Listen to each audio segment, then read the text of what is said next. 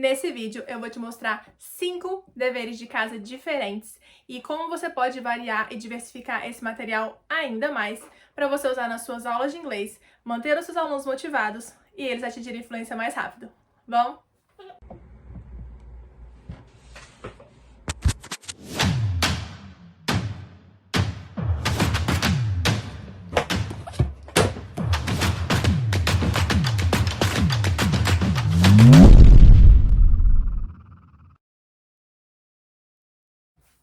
Olá, olá! Eu sou a Amanda, professora de inglês e mentora de professores. Bem-vindo, teachers! Bom, como bem sabemos, é preciso muita criatividade para a gente deixar a aula interessante, para manter os nossos alunos motivados, para contribuir ainda mais para eles atingirem influência, para a gente contribuir nesse processo de tornar o aluno independente, e parte disso é o dever de casa. O dever de casa, ele é um fator determinante para o aluno se manter ali disciplinado em fazê-los toda vez que a gente passa um dever de casa novo. O dever de casa, quando ele é usado no nível correto do aluno, tem que ser desafiador e interessante. Então não pode estar muito acima, o aluno não pode olhar aquele dever de casa e se sentir desestimulado a fazer, não entender nem os comandos e acabar causando mais dúvida ainda. O dever de casa ideal, ele tem que ter comandos claros, o aluno tem que entender o que tem que ser feito e ele tem que ter as dúvidas só relacionado ao conteúdo. Então o dever de casa para isso tem que estar no nível do aluno, com comandos claros e de maneira que ele consiga perceber o que precisa ser feito e até o que ele já viu na aula ou o que está sendo revisado. Nosso primeiro tipo de dever de casa é o de encontrar o erro. Então como é que funciona? A gente tem uma frase, a gente coloca um erro nessa frase e o aluno tem que identificar. O exercício é muito bacana porque um erro que passaria batido, que o aluno de repente se ele lesse aquela frase num texto, ou mesmo se ele construísse um texto, ele facilmente escreveria uma frase com aquele erro. Então, um erro que passaria batido, o aluno vai lá, ele se força a encontrar, e aí ele encontra, e aí a gente reconhece, a gente começa a reforçar a forma correta. Então, a gente destaca o erro, a gente chama a atenção dele para o erro, e a gente reforça a forma como é correta. Uma alternativa muito interessante é a gente, inclusive, trabalhar com frases e erros que o aluno já cometeu. Até por isso é importante a gente ter um caderno de anotação, um tipo de Google Docs, ou mesmo uma anotação no computador não tem problema, mas algum tipo de anotação que a gente faça ao longo da aula de erros que o aluno está cometendo. Você pode pegar esses erros que ele comete e construir um exercício. Não só erros que ele comete e um exercício por esse aluno que cometeu, como perceber os erros que os alunos frequentemente cometem. Então, esses erros que os alunos cometem com uma frequência, cometem bastante, pode saber, esse daí com certeza é um exercício, uma frase que dá pra gente retirar e colocar no exercício para poder a gente trabalhar com o aluno. Vou mostrar pra vocês aqui na tela, eu construí algumas frases, vários exemplos aqui na verdade, para ver como que a gente pode trabalhar esse tipo de conteúdo ou tipo de erro. E aí vou compartilhar com vocês aqui, para poder a gente mostrar pra vocês certinho. E olha só, vou mostrar aqui, tem várias possibilidades. Então, 1, 2, 3 já, 1, 2, 3, 2, 3, gravando. Então, documentinho do Word com os nossos tipos de dever. Botei aqui então, encontre o erro. Tem um exemplo aqui do comando aqui. The sentences contain mistakes. Find and correct them. Já vou dizer pra vocês o seguinte, um jeito de a gente dificultar esse exercício é você não dizer se todas as frases estão erradas ou não. Então você pode falar, se você colocar, né, já no comando, todas as frases estão erradas, eles vão procurar um erro em todas as frases. Se você não falar que todas as frases estão com erros, e você, inclusive, se você enfatizar, se você disser, olha, algumas frases estão erradas, algumas frases estão corretas, aí fica mais difícil. Porque às vezes ele olha uma frase, não encontra um erro, e se ele sabe que tem um erro, ele vai ficar lá, tentando achar esse erro. Se você fala pra ele que algumas frases estão corretas, e ele já de cara não achar um erro, provavelmente ele vai passar pra frente. Então o jeito da gente dificultar é não dar essa informação pra ele. Então tem essa opção aí. Aqui a gente tem vários níveis de frases. Então, por exemplo, na nossa primeira frase, it's hot. Muito, muito, muito comum os alunos esquecerem o it. Então, dá pra gente trabalhar, porque na cabeça dele, como ele fala português, ele vai ler é quente ou tá quente. E aí, tudo bem. Então, por exemplo, aqui eu nem pontuei, então a gente não sabe se é uma afirmativa ou uma interrogativa. Por que não tá pontuado? A gente tem que tomar cuidado quando for pontuar as frases erradas, porque no documento do Word, muitas vezes ele corrige, tem o autocorretor. E aí, como você vai mandar para o aluno, hoje, né, assim, considerando que as aulas sejam online, se você for entregar para ele num papel impresso, não tem problema, você pode pontuar e fica claro qual que é o tipo de frase.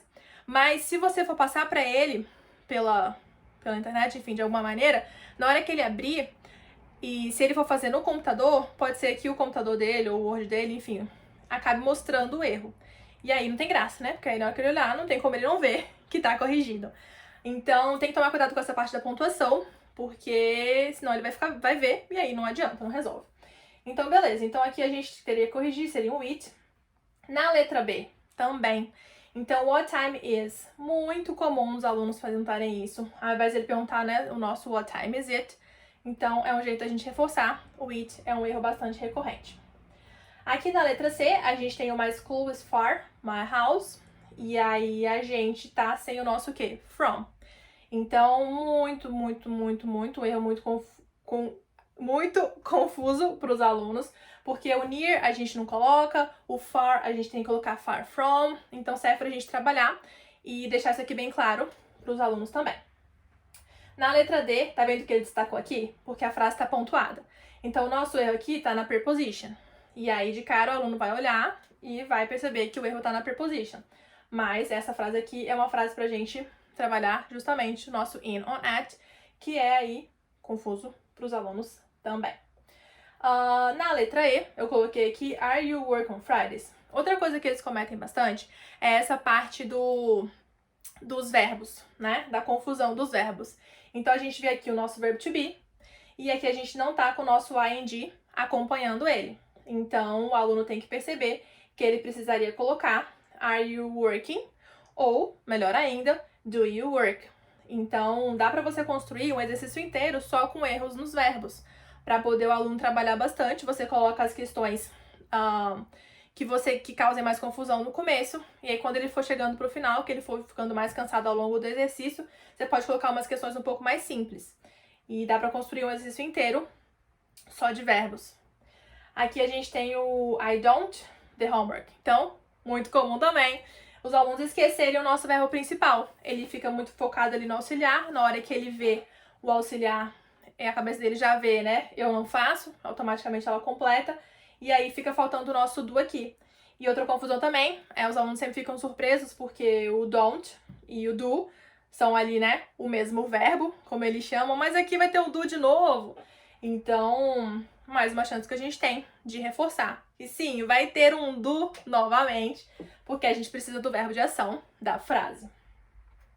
Na letra G, a gente tem o what time do the shop close. Por que pro aluno essa frase soa comum? Porque ele aqui não tá vendo um he, ou um she, ou meu pai, minha mãe, meu irmão, minha irmã. Ele não vê. Então, na cabeça dele, ele acaba cometendo esse erro do, e a gente chama a atenção para ele, que precisa ser o does. Em todo caso, shop vai contar como nosso it, e aí a gente aprofunda essa explicação. Na letra H, where do they going? Aqui novamente a gente trabalha com a parte de verbo, a gente mistura os dois, e isso causa uma confusão e uma bagunça na cabeça dos alunos, e a gente reforça. Às vezes, o que é interessante também? Quando você passa um exercício, e aí o aluno cometeu um erro uma vez ou duas, e aí a gente pontua aquele erro, muitas vezes ele já tinha cometido o erro também pro final do exercício, e aí ele mesmo corrige, porque como a gente tá corrigindo, na hora que a gente fez a primeira, a segunda, a terceira que ele errou, ele arrumou. Na hora que ele vê aquela próxima que ele também errou, ele vai lá e fala, essa aqui eu tinha errado, já vou corrigir. E aí ele já encontra o erro mesmo, então já serve aí pra gente reforçar a maneira correta. Na letra I, eu coloquei um exemplo um pouquinho mais avançado, porque dá pra gente usar esse tipo de exercício de homework também com alunos intermediários e avançados.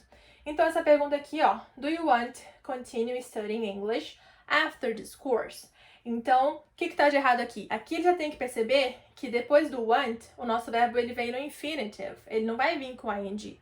Então ele tem que perceber que do you want to continue não soa bem, que ele tem que colocar do you want to continue?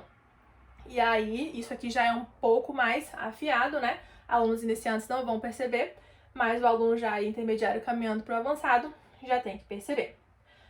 Letra J. What is it, your favorite song, and who wrote it? Então, aqui, o que o aluno avançado tem que perceber? Que a gente está com dois sujeitos. What is it, your favorite song? Então, ou a gente bota what is it, ou a gente bota what is your favorite song.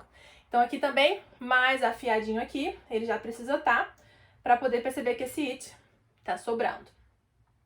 Na letra K, what are you looking forward to do? Aqui ele já marcou pra gente, tá vendo? Porque a frase está pontuada no final. In the next few days. Então, o que ele vai perceber aqui? Que looking forward to, o verbo que vem com ele, acompanhando essa expressão, ele tem que vir com ing. Então, eu estou mostrando aqui diversos modelos de frases e até sem aprofundar exatamente nas opções dentro de cada frase. Por quê? Porque eu tentei botar a variedade, tentei botar aqui um tipo de cada uma. Então, por exemplo, um com verbo, um com o nosso it, um com a mistura dos verbos, um com o verbo no infinitivo, para poder a gente perceber que a gente pode criar frases só mexendo no vocabulário, só variando ali as opções, para poder a gente fazer vários exercícios. Então, a gente pode fazer um exercício falando só de verbos, um exercício falando só reforçando o uso do ing, ou só falando do verbo do present continuous versus o simple present. Então, a gente pode trabalhar e criar uma página inteira de cada conteúdo que eu tô pontuando aqui, tá bem? Letra L. Do you want continue studying? E botei 2 vezes. Tudo bem? Vamos passar essa então. Letra M. I had better to stop doing that or you won't get hurt. Então aqui também uma frase mais avançada. I had better, a gente não tem o to. Então, I had better stop doing. Então, nossa preposition aqui acompanhando had better, o aluno tem que perceber que não vai precisar. Na letra N, have you lived in your home since a long time? Então, o que ele vai reconhecer aqui? Tadã! Não vai ser o since, vai ser o for. Então, isso daqui a gente pode trabalhar, nossa, frases e frases sobre isso daqui. Então, quando o aluno está aprendendo o present perfect, às vezes ele pode ficar confuso com o nosso for e o nosso since. Então, a gente pode fazer também bastante exercício sobre isso. Letra O. Soccer players are better way paid than squash players. Então, soccer players are way better paid. E aí que tá o quê? Invertido. Por que o aluno confunde aqui? Porque esse way, ele serve para enfatizar e não tem uma tradução específica para ele. Então, primeiro que ele tem que saber utilizar essa expressão, ele tem que saber para que serve o way, senão ele fica confuso, passa batido mesmo. E serve para ele aprender também essa expressão de enfatizada, que a gente não tem a tradução específica para esse way nessa frase. Então, ele tem que perceber que ele tem que vir antes do better e não depois. Letra B. Would you take a year off work if you can? Aqui a gente tem o quê? Conditional, que é o nosso if. Então, would, ele tem que vir combinado com o could, que seria aqui no simple past. Would you take a year off if you could? Então, dá pra gente trabalhar também várias if clauses. Nossa, várias e várias. Pode fazer uma de cada conditional, ou você pode misturar elas todas também, dependendo do nível que o seu aluno já tá. Letra Q. Before leave work, you should think about the consequences. E aí? E o erro dessa daqui? Já sacou? Essa daqui a gente tem o quê? Before leaving. Então, verbos depois de before e de after, eles têm que vir acompanhados de ing. Essa é uma frase que eu falo no ouvido dos meus alunos desde quando eles são iniciantes.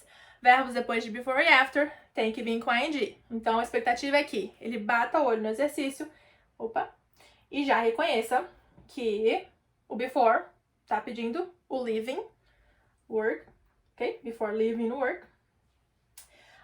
The skirt is hers and the comb is mine. Então, aqui tá marcado também. O nosso Word dedurando pra gente aqui a resposta. Aqui é pronome. Então, aqui não deveria ser o my, deveria ser o mine. Correto? E aqui a nossa letra S, última desse grupinho aqui. Can you tell me where is the ladies' room? E esse erro aqui é bem, afiado. Tem que estar afiado para ele reconhecer. Então, o que acontece? Qual é o nosso problema? Can you tell me where the ladies' room is? O nosso is tem que virar ao final, porque senão fica como se fossem 2 perguntas em uma só. E aí não pode, né? Esse é o erro da nossa frase. Então, beleza. Essa daqui foi o nosso primeiro tipo de homework. O nosso segundo homework vai ser sobre, vamos ver, botar frases na ordem. Muito bem, eu adoro esse exercício, ele serve pra gente trabalhar bastante a parte gramatical, porque o aluno tem que perceber ali, né, onde que vão os verbos, e também expressões. Então tem algumas expressões que a gente vai trabalhando com eles ao longo das aulas, e aí na hora que você coloca essas frases fora de ordem, pra ele botar em ordem, tem umas que ele bate o olho e já reconhece, essa é a nossa expectativa, então é um exercício bacana. Vamos lá. Eu coloquei aqui também mais de um nível de frases, para poder a gente perceber como é que a gente pode trabalhar, a diversidade que a gente tem. Então aqui na letra A é uma frase que a gente bate o olho e já constrói, só tem 3 palavras. Então, they believe me, e se o aluno conhecer a estrutura, vai ficar de graça. Se ele ainda assim ficar confuso, porque eles acreditam em mim e ele sentir falta do em, ele mesmo assim vai conseguir formar a frase, porque não tem, né, outra coisa aí. Então, é uma frase que dá pra gente construir mais rápido. Na letra B também, uma frase ainda um pouco simples, que dá para o aluno montar ali sem grandes dificuldades também, que a gente tem o I never make the bed. No máximo que ele vai fazer é errar ali o lugar do never, e aí dá pra gente reforçar um pouquinho isso. É interessante a gente misturar algumas frases mais longas com algumas frases curtas, para poder não ficar muito cansativo para o aluno.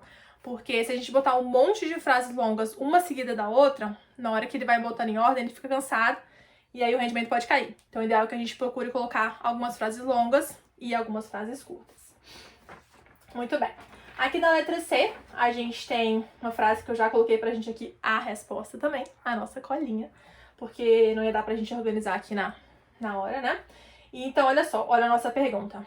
Do you usually go to work before going to the hotel? Então, essa frase aqui é uma pergunta. E como vocês podem ver, eu não coloquei a interrogação na frase aqui, na frase de cima, na frase pro aluno, né? Na frase que tá misturada. Por quê? Porque isso aqui era para dificultar um pouquinho mais. Então, quando você não colocar ponto final, ou interrogação, ou quando você não colocar a letra maiúscula, isso dificulta pro aluno. Porque se você colocar em todas as frases a letra maiúscula, a palavra aqui, né, com a qual a frase deve ser iniciada, ele já sabe por onde iniciar. Então já dá um pouquinho mais de facilidade para ele. Aqui foi o Word que corrigiu. Então as minhas primeiras letras todas estão maiúsculas. Já teve aluno, inclusive, que falou isso, né? Tipo, começa com essa palavra aqui, porque ela tá com maiúscula. Eu falei, não. Não começa, foi apenas o Word que corrigiu. Então, isso aí é uma possibilidade que a gente tem. Se quiser facilitar para o aluno, pode colocar a palavra. Por exemplo, suponho que eu colocaria aqui o do. Colocaria o do com a capital letter, para poder o aluno perceber que aquela palavra deve iniciar a frase. Ou poderia colocar aqui também, dar um espacinho, colocar uma interrogação, para ele perceber que essa frase seria uma pergunta. Seria um jeito de facilitar pra gente. Na letra D, a gente tem uma outra frase aqui. The couple doesn't eat junk food because they like healthy food. Essa frase ela fica interessante também, dá pra gente trabalhar com o aluno o quê? Que o couple vai entrar no doesn't, que ele vai ter que organizar aqui, que vai ter uma parte que é negativa, com uma parte que não é, com uma outra frase que não é. É uma frase já composta, então ele tem que organizar, ele vai ter que ver o because, para poder ele ver que uma frase vai ter que estar completa, para depois juntar outra. Então, uma frase aqui, né, já composta, que ele tem que trabalhar um pouquinho mais. Na letra E, my school is near my home and it's amazing. Frase interessante pra gente trabalhar e reforçar o uso do it. Então, dá pra gente criar diversas frases em relação a isso. Você pode colocar também vocabulário que você ensinou pra ele recentemente, ou algum vocabulário específico que ele queira aprender. Às vezes ele vai fazer uma viagem e ele tá querendo estudar menu, por exemplo, ou se ele vai fazer uma entrevista de emprego e vocês estão há um tempo ele também revisando aquele tipo de vocabulário ou de expressões que ele pode utilizar. Você pode fazer um exercício usando o vocabulário que vocês estão vendo. Na letra F, a gente tem aqui I don't go with my husband, I come with my daughter. Go e come são verbos que trazem confusão para os alunos, então é interessante a gente colocar eles na mesma frase, por quê? Porque aí fica claro para eles a diferença, mesmo que ocorra confusão na hora que a gente corrige. A confusão é desfeita, ou essa é a nossa expectativa, não é mesmo? E aí a gente tem aqui também vocabulário simples, marido, filha, e causa confusão porque eles começam a procurar o caso especial ali. E aí, assim, percebem que não vai, não tem, que não cabe, né? O caso especial, quero dizer, quando a gente tem que colocar o nosso Szinho no verbo, ou então o nosso auxiliar doesn't. Então serve pra eles também perceberem ali as opções. Ó, minha cadeira fazendo barulho. Tudo bem. A cadeirinha me serve, me ajuda bastante. A cadeirinha me salva. Então, bem, na letra G, temos the father and mother e chicken and drink juice. Então, de novo, aqui vocabulário bastante usual. E para poder o aluno reforçar um pouco mais e colocar a frase aqui na ordem, tá vendo que tem os dois sujeitos, enfim. Bastante coisa que dá pra gente trabalhar. E na nossa última frase, desse exemplo, de colocar a frase em ordem, they come with me and I work with him. Então, aqui a gente tem o pronome, que causa muita dúvida nos alunos, que é o him, que eles nunca sabem se é o him, se é o he, confunde com her também. Então, de pronome, pode, com vontade, criar bastante tipo de frase, com variações de pronome, onde eles ficam no começo e no final, porque dá para explorar bastante, uma vez que os alunos confundem bastante também. E outra coisa, outra dica que eu queria dar, o que é interessante a gente fazer aqui? A gente pode fazer isso aqui com o tempo também. Quando o aluno já está com mais facilidade, já domina alguma parte do conteúdo, a gente pode pedir para ele fazer as frases e cronometrar. Pode fazer isso tanto em aula, não seria homework, mas dá pra gente fazer na aula, ou mesmo em casa. Você pode pedir para ele calcular, né, começar a rodar o cronômetro, fazer as frases, responder, parar o cronômetro e te falar quanto tempo ele levou para fazer aquela atividade. Até pra gente começar a comparar, aí se ele tá ganhando velocidade, se ele tá ganhando facilidade. E isso em questões normais mesmo, porque em questões de quando a gente tá em treinamento de prova, a gente tem que trabalhar com o tempo sempre, né? Porque a prova exige essa cobrança de tempo. Então é uma possibilidade que a gente tem. Outra possibilidade bacana também é a gente apresentar o mesmo exercício para eles algum tempo depois. Então você tem que manter tudo no seu caderninho de organização, seu caderninho de anotação. Se, por exemplo, daqui 3 meses ou daqui 6 meses você vai apresentar um conteúdo que já foi apresentado para ele, você não precisa nem comentar com ele. Você pode passar novamente o exercício e pedir para ele fazer, para ver como é que tá, se realmente tá mais fácil, se realmente ele já dominou aquelas questões, se realmente aqueles tópicos ali que causavam confusão antes já pararam de causar confusão. E dá pra você medir também se você precisa trabalhar alguma coisa que ainda tá defasada. De repente tem algum ponto que ele tá cometendo os mesmos erros ainda, ou que não tá ali, né, fundamentado na cabeça dele, e aí você pode trabalhar em cima daquilo dali. Então é uma oportunidade interessante pra gente ver se o aluno tá dominando já um conteúdo que ele viu há alguns meses atrás ou não. Para isso, a gente precisa ter esse controle. Então você precisa anotar quando que você passou o exercício com determinado conteúdo para ele. E se você pretende passar novamente, você tem que ver quanto tempo você vai passar depois e comparar os resultados. Beleza? O nosso terceiro tipo de homework é o de criar perguntas. Vamos descer aqui. Eu tenho um carinho por esse tipo de exercício e de homework, porque criar pergunta ajuda a trabalhar bastante tempo verbal. Por quê? Porque o aluno ele tem que parar para observar se a pergunta está sendo feita no presente, se a pergunta está sendo feita no passado, se a pergunta está sendo feita no futuro. Ele tem que observar essa informação. Além disso, a gente consegue trabalhar um pouco a criatividade do aluno, a gente consegue expandir um pouco mais do que ele está vendo ali, porque ele vai ter uma resposta e ele vai completar com uma pergunta. E durante a correção do exercício, a gente consegue explorar isso bastante, a gente consegue pedir para ele mais opções de perguntas, a gente consegue sugerir para ele mais possibilidades de perguntas, e ele começa a ter essa amplitude de que, nossa, tem vários jeitos de perguntar isso daqui, poxa, tem vários jeitos de responder isso daqui. Então, a gente consegue ampliar essa visão em relação a isso daqui. Muito bem. Então, botei um comando pra gente aqui simples. Write questions to the answers. E aí temos aqui a nossa primeira. Because it's a very nice place. Então, uma pergunta, uma resposta, no caso, genérica, e que vai forçar ele a usar o quê? Vai forçar ele a usar why. Então, aqui, se ele perguntar do you, does she, aí você vai instruir ele e falar, não, tá vendo que a resposta é because? Qual é o tipo de pergunta que a gente perguntaria, que a gente faria com a pessoa respondendo um porquê? Então vai forçar ele a usar o why, vai forçar ele a usar a construção correta da pergunta, né, a formação correta da pergunta, porque muitas vezes os alunos acabam tirando o auxiliar, comendo o auxiliar, quando eles colocam uma question word. Então, trabalha isso daqui aqui. Letter B, Yes, you have to. Então, yes, you have to já faz o quê? Faz o contrário. O aluno não pode usar question word, porque a gente não vai perguntar why, e a pessoa vai dizer sim, não é? E a pessoa vai ter que perguntar o quê? Do you? Ou does she aqui não cabe, né? Porque é you. Então a gente vai explicar isso pra ele também. Aqui no caso ele não vai utilizar a question word. Na letra C, dei uma facilitada. Então, no thanks, ele pode perguntar aqui o que ele quiser. É interessante aqui por quê? Porque ele não precisa perguntar do you want... Deixa eu ver, você quer comer? Do you want to eat? A pessoa vai dizer no thanks. Né? Vamos... Se ele botar isso aí, você durante a aula instiga ele a perguntar outra coisa, porque a ideia não é que a gente pergunte do you want to eat. A ideia é que a gente explore mais ainda. Então, por exemplo, você pode aqui falar pra ele daquele would you like? Would you like some water? Como é que a gente oferece alguma coisa pra alguém? Não é do you want? A gente vai falar would you like?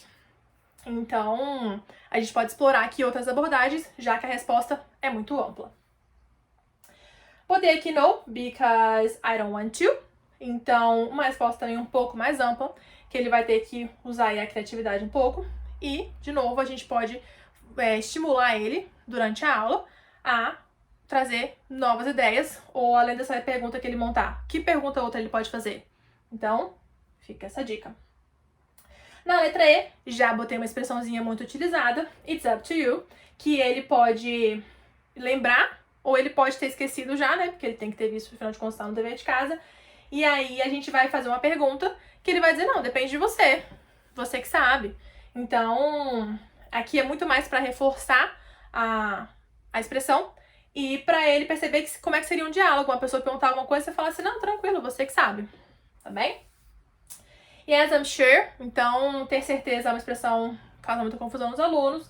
Então, eu vou ter aqui pra gente reforçar também. É uma ideia, é uma outra sugestão de mais expressões, que a gente pode fazer um dever de casa só de expressões. Você pode pegar, colocar só respostas com expressões e o aluno criar a pergunta para todas elas. Você pode criar um diálogo também, se você preferir. O diálogo não é desse vídeo, mas agora que eu já lembrei, a gente pode criar diálogos e aí você vai colocando as expressões e aí as partes em branco para poder criar um diálogo. Também é interessante, isso acaba amarrando um pouco mais o aluno. O aluno ele tem que pensar mais, né? Você exige mais do aluno, porque um diálogo ele tem que fazer sentido todo com ele mesmo.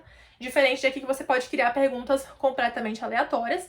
E ele pode explorar palavras que ele viu, que ele talvez até não use muito. Então, que ele viu em aulas anteriores, ele pode parar, pegar o material dele pra adicionar aquelas palavras, que já que ele não usa muito, ele pode fazer, né, forçar-se a usá-las um pouco mais, porque assim, quando ele precisar, ou se ele vier a precisar, ele ter essas palavras em mente. Então a gente tem aqui na G também, sure, no problem, go ahead, com essa mesma intenção de, claro, sem problemas, vai em frente. Então uma pergunta aberta, que ele pode explorar a criatividade, para poder ficar esse mini diálogo de, sem problemas, vai em frente, para poder ver se ele se acostuma com esse uso de go ahead. Ao invés dele falar continue, ou dele falar sure, ok. Ele fala sure, no problem. Então, da gente ir aí, deixando um pouquinho mais natural o nosso inglês para ele. E na letra H, no, not anymore, porque os alunos acabam esquecendo o anymore, querendo usar muito mais o more. Então, pra gente reforçar um pouco mais, o anymore é bom de colocar em exercícios, colocar ele em construções de homework, para poder o aluno seguir afiado com essa palavrinha também. Vamos para nossa número 4, então. Nosso homework número 4 é o Gap Fill. Gap Fill é essa atividade de preencher as lacunas. Ela trabalha mais com precisão. Então, não é um exercício livre, não é um conteúdo livre. Diferente desse que a gente viu, por exemplo, anteriormente, que ele vai construir uma frase. Aqui a gente trabalha com foco em algum conteúdo. Então, aqui não é tudo de uma vez. A gente vai cobrar do aluno, ou, por exemplo, os verbos, que a gente vai deixar um espaço para ele completar com verbos, ou, por exemplo, pronomes, a gente deixa o espaço do pronome para ele completar. Então, a gente trabalha com foco em precisão. A gente trabalha com o conteúdo que a gente quer que ele complete com aquela resposta. Ele tem pouco espaço para erro, porque, claro que ele pode confundir uma resposta com outra, mas vai ser isso, vão ter poucas opções. Não é uma resposta aberta. Eu coloquei um exemplo aqui pra gente, de um Gap Fill Exercise, que é aqui, ó. Fill the gaps with appropriate comparative and superlative forms of the adjectives in the box. Então, aqui ele quer o quê? Que a gente vai trabalhar comparativo e superlativo. Então, o aluno, ele não vai colocar verbo, ele não vai colocar pronome, ele não vai colocar nada dessas outras coisas. Ele vai trabalhar comparativo e superlativo. Então, aqui a gente quer o nosso more, are, most e st. É isso que ele vai completar. Então, aqui tem várias frases. Essas frases aqui a gente não vai precisar ficar lendo uma a uma. Eu queria era mostrar o tipo de exercício para vocês, que é um exercício que ele não tem espaço para estar colocando outras coisas. Ele vai completar o exercício com o que o comando manda, que é o que a gente já escolheu, que é o que a gente quer que ele trabalhe, e é aquilo dali. Ele não vai trabalhar a amplitude de possibilidades, ele não vai ali expandir as opções. Aqui é um objetivo focado em precisão, é um exercício focado em precisão, um exercício que a gente vai trabalhar com uma prática mais restrita, e ele vai responder com as opções que o comando colocar. Vamos para o nosso quinto e último homework desse vídeo. Escrever redação ou parágrafo. Eu amo, amo, amo coraçãozinho para essa atividade. Porque, ó, já vou dizendo que tem aluno que tem uma certa repulsa muito forte, eu diria, mas que tem um certo preconceito ali, uma certa implicância com essa parte do writing. A gente não é muito estimulado a escrever aqui no Brasil, nem a estar lendo, enfim, desde criança na escola a gente não tem esse estímulo ideal. Então tem aluno que tem dificuldade de escrever, mesmo em português, fazer writing, né? Então com o inglês também não vai ser mais fácil. Mas, por isso a gente vai deixar de passar essa atividade? Não, a gente vai passar mesmo assim e ele vai desenvolvendo a habilidade. Tranquilo.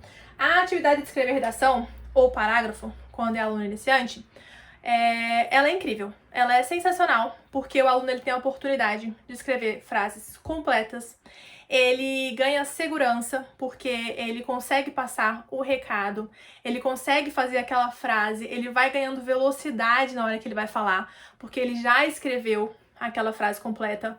Então, quando ele se arrisca também, assim, ele procura fazer uma frase que ele fala, eu não tenho certeza se é assim, mas ele arrisca, e na hora que ele lê, a gente fala, correct, tá certinho, good job. Ele fica todo sorridente, feliz, cheio de si, né? Muito positivo, é bastante legal.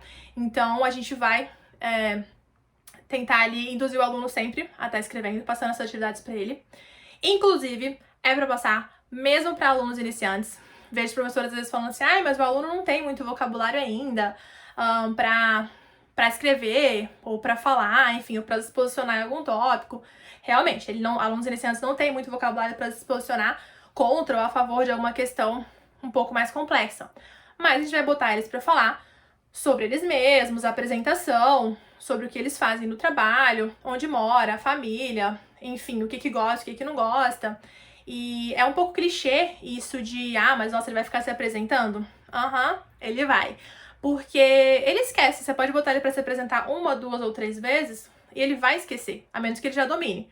Mas se ele não dominar, ele vai esquecer. Então a gente não precisa também ficar passando a mesma redação para ele diversas vezes, mas a gente pode passar um parágrafo e ele escreve uma vez. Em alguma outra aula você pode fazer uma pergunta que seja desse tema, né? De me fala sobre seus irmãos. Ou você gosta desse tópico aqui? E você vai cobrando dele, revisando com ele aquilo dali, para poder ele estar sempre lembrando. Então, a gente tem que reforçar bastante esses tópicos que são muito recorrentes e que parecem simples, mas na verdade, se o aluno só tiver contato 1, 2, 3 vezes, ele acaba não lembrando. Então, tudo bem. Voltando ao que a gente estava falando de escrever. Então, a gente passa a tarefa escrita para alunos iniciantes também, começando com parágrafos. Vou mostrar para vocês aqui alguns exemplos e alguns tópicos de sugestão de temas.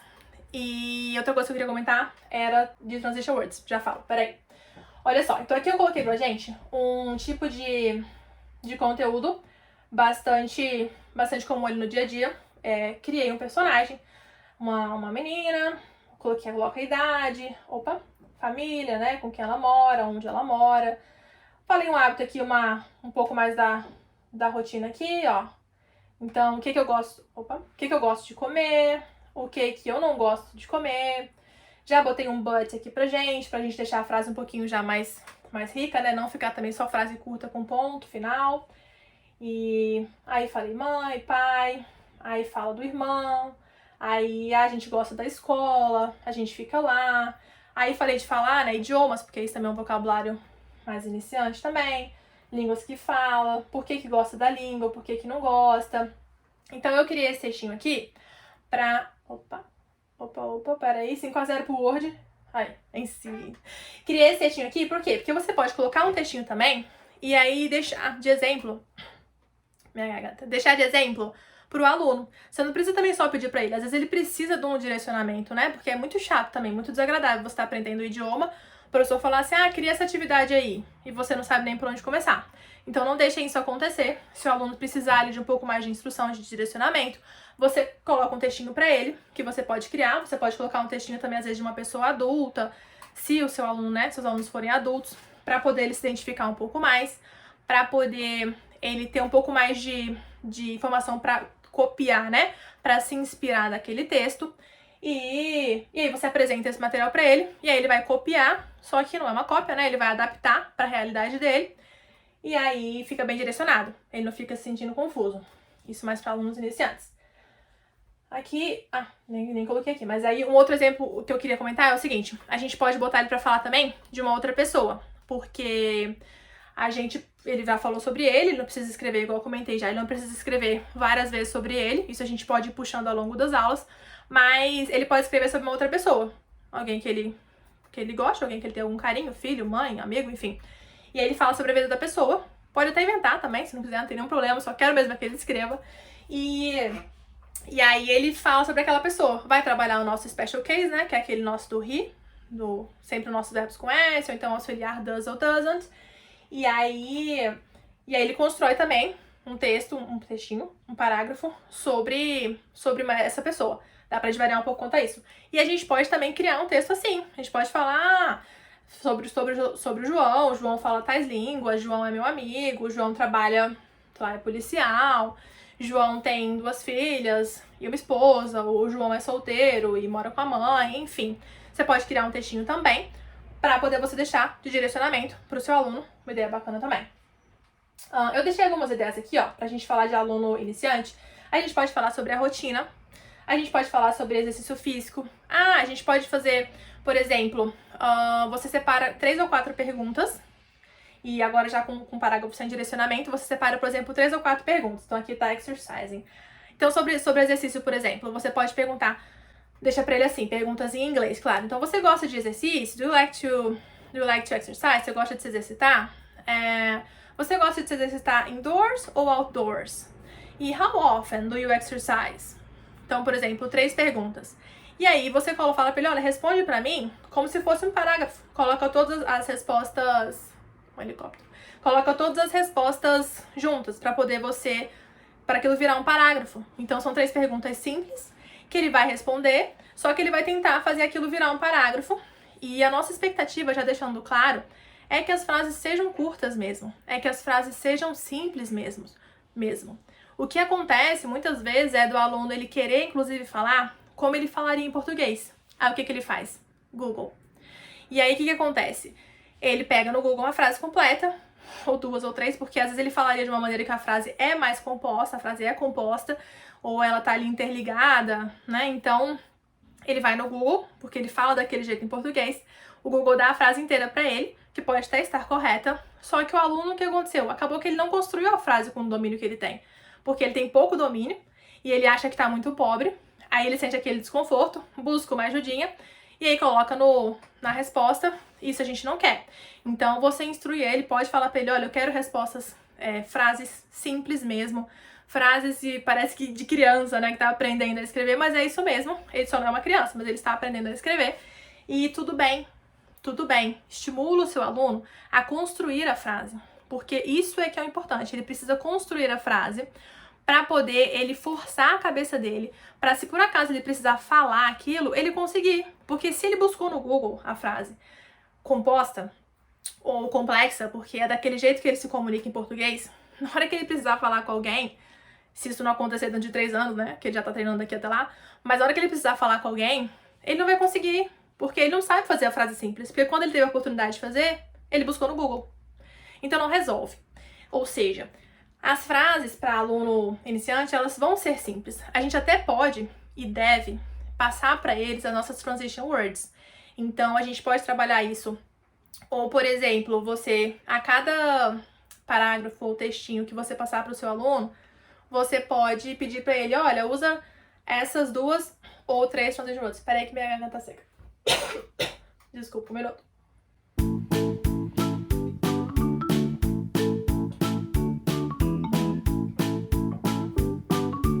Ok, voltando.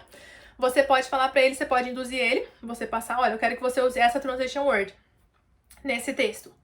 Ou você pode também trabalhar tendo um material já pronto, um paper, um papelzinho com várias transition words e pedir pra ele utilizando, nesse caso, talvez não pro aluno iniciante, né, já talvez mais pro intermediário ou avançado. Então, pro iniciante, você mesmo induz. Veja bem aqui nesse aqui da tela, eu botei um but. Eu botei but I like, então o aluno já fica ligado que ele tem essa possibilidade para poder ele juntar as frases. Então você induz ele. Você fala, olha, você pode realmente colocar um but, por exemplo, colocar um and também, mas as frases vão ser simples, tá bem? Então, a gente pode fazer isso, colocar um textinho para ele se inspirar, para ele copiar, né, para ele se inspirar. A gente pode fazer 3 ou 4 perguntas para ele escrever as respostas como se fosse um parágrafo só, uma redaçãozinha só. A gente pode pedir para ele usar aquela ou aquela outra transition word e deixar claro para ele que as respostas têm que ser simples mesmo, que o importante é que ele construa essa frase, para ele começar a ter aquela segurança, aquele domínio, para ele conseguir falar aquelas frases simples, para aí sim depois a gente aumentando para frases complexas ou compostas. Então, beleza, rotina do dia a dia, exercício físico, preferências, então, comida que ele gosta, filmes que ele assiste, se gosta de cozinhar, o que ele come no café. Então, assim, todos os contextos mais do dia a dia. Para intermediário, a gente pode aprofundar um pouco mais. Eu botei aqui, por exemplo, um tema mais genérico, né? Animals belong to nature. What is your opinion about keeping them in zoos? Explain. Então, aqui já é um tema que ele vai ter que dizer. Ele vai ter que se posicionar, né, contra ou a favor, basicamente, e dizer por que ele acha isso. Então aqui ele precisa de um pouco mais de recurso, por isso que ele aqui a gente já tá no intermediate, né, já tá no intermediário aqui. Então, beleza. Um outro tema aqui que eu botei, ó, aqui a gente já usa o will, tá vendo? Então aqui a gente já vai explorar com o aluno o futuro, ou no caso do nosso próximo exemplo, visited. Então aqui a gente já vai usar passado. Uma coisa que a gente tem que tomar cuidado com o aluno que é iniciante. Você não pode perguntar para ele experiências da viagem que ele fez, a última viagem que ele fez, se ele não aprendeu o verbo passado ainda. Você não vai ficar perguntando para ele quanto tempo ele mora nessa cidade ou quanto tempo ele tá morando aqui, por se ele não conhece o present perfect ainda. Então, a gente fica mais limitado com o iniciante. Por isso que a gente tem que tomar cuidado com os temas. Mas com o intermediário já não. A gente já consegue usar essas opiniões gerais, por exemplo, como no tópico número 1. Consegue usar o futuro, como por exemplo no tópico número 2. E consegue pedir opiniões sobre o passado, por exemplo no tópico 3. Inclusive tá faltando aqui um parênteses.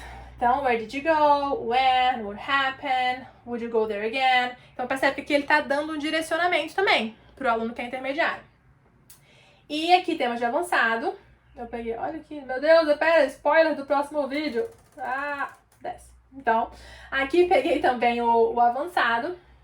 Então, aqui peguei temas que são realmente assim, a pessoa tem que ter um posicionamento, tem que ter uma opinião, inclusive, temas sociais, temas relacionados a essa ideia de sociedade, de comportamento. Então, são temas mais complexos. O avançado, eu peguei todos de um site que chama Write and Improve, I guess. Acho que era isso. Vou confirmar e deixo pra vocês aqui. Nesse site tem vários temas de redação e não dá pra gente também sair copiando e colando todos os temas de lá, né? A gente tem que dizer de onde é a fonte, claro, se for usar o tema de lá. Por isso que eu vou deixar aqui também, inclusive. Mas você pode olhar lá, se inspirar, pegar algum outro tema também, ou se inspirar para poder ter ideias e criar seus próprios temas também. Então, interessante aí porque é uma fonte. Inclusive lá dá para o aluno mesmo entrar, fazer login e ele preencher, ó, e ele responder preencher a redação, responder a redação. Então, tem essa possibilidade também. Esse foi o nosso vídeo com 5 diferentes tipos de dever de casa. Me conta os que você já usa e os que você vai usar. Me conta também depois que você usou, o que você achou? Como é que foi a experiência? Qual que você mais se adaptou? Eu quero saber, é bastante importante também e interessante a gente trocar essa experiência. Gostou do vídeo? Dá um like e me segue no canal para mais informações, dicas e vídeos para professores de inglês. See ya!